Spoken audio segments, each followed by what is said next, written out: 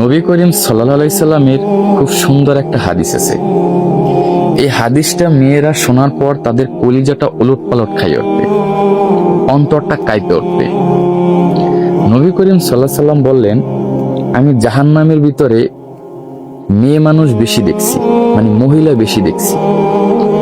আর এই তাদের জাহান্নামে যাওয়ার কারণটা একেবারে সীমিত একটা কারণ, মানে ছোট্ট একটা ভুলের কারণে এই মেয়ে মানুষগুলা এত জাহান্নামে গেছে। আর এই ভুলটা আমার মা হোক, বোন হোক বা অন্য আদার্স মেয়েরা বেশি করে থাকে, মানে ইচ্ছায় অনিচ্ছায়, মানে জানা অনজানা ভাবে এই ভুলটা প্রতিনিয়ত তারা করে।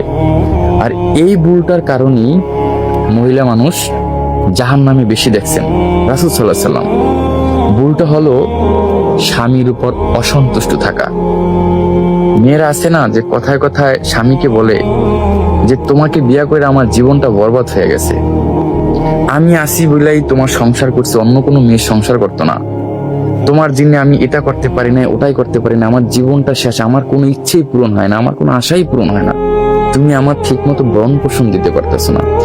মানে স্বামীর ইনকামের ভিতরে অসন্তুষ্টিতে প্রকাশ করা নারী জাহান্নামী। আর এটা বর্তমানে সমাজে সব মেয়েরা, সব মায়েরা, সব বোনেরা, কেউ স্বামীর উপর সন্তুষ্ট না।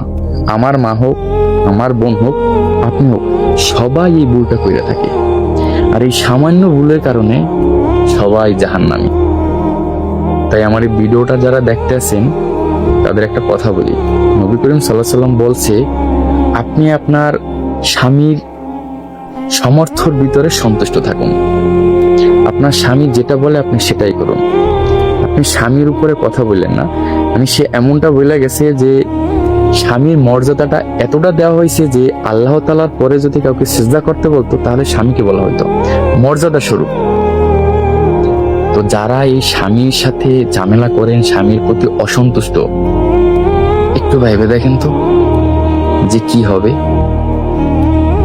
আল্লাহ আমাদের সবাইকে বোঝার তৌফিক দান করুক, আমিন।